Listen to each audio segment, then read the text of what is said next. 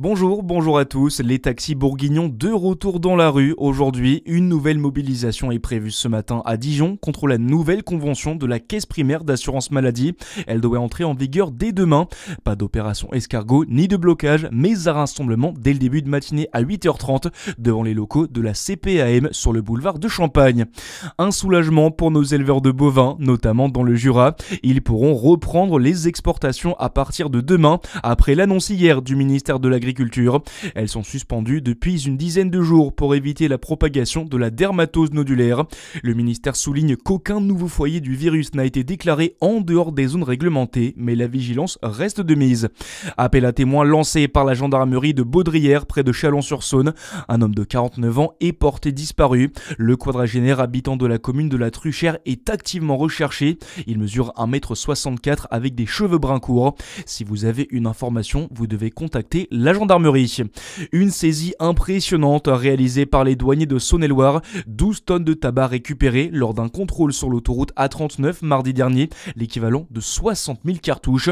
Le préjudice total du cigarettier Philippe Maurice s'élève à 535 000 €. Le chauffeur qui transportait la marchandise comparaissait hier devant le tribunal de Chalon-sur-Saône. 3 ans de prison, dont 18 mois avec sursis, ont été requis contre lui. Il devra également payer une amende de 7 millions d'euros. Également dans l'actualité, une mesure très présente dans les débats sur le budget, la taxe Zuckman arrive aujourd'hui à l'Assemblée et avec elle la taxe Zuckman Light telle que l'ont surnommé les socialistes à l'origine de cet amendement.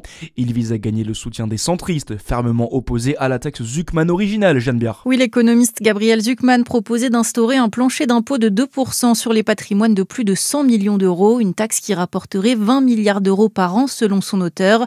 Le PS propose de son côté un plancher de 3% pour les patrimoines de plus de 10 millions d'euros, à l'exception des entreprises innovantes et des entreprises familiales. C'est encore trop pour la droite et le centre qui refusent catégoriquement de toucher aux biens professionnels. Et ce n'est plus assez pour les insoumis et les écologistes. Ils estiment que les exceptions ouvrent la voie à des évasions ou des optimisations fiscales, et ce pour un gain moindre. La taxe Zuckman Light rapporterait 5 à 7 milliards d'euros selon les socialistes. Des avocats portent plainte contre Gérald Darmanin. Ils accusent le ministre de la Justice de prise illégale d'intérêt après sa visite en prison à Nicolas Sarkozy. La trentaine de conseils se dit particulièrement indignée par les déclarations du garde des Sceaux, faisant part publiquement de sa compassion à l'égard de M. Sarkozy, en soulignant les liens personnels qu'ils entretiennent. Et puis du foot ce soir avec la 12e journée de National pour Dijon. Le DFCO reçoit Fleury-Mérogis au stade Gaston Gérard. Les Dijonnais peuvent revenir à 1 point du leader Rouen en cas de victoire. Coup d'envoi de la rencontre à 19h30. Voilà pour l'info. À suivre votre météo sur Fréquence Plus. Très bonne journée à tous.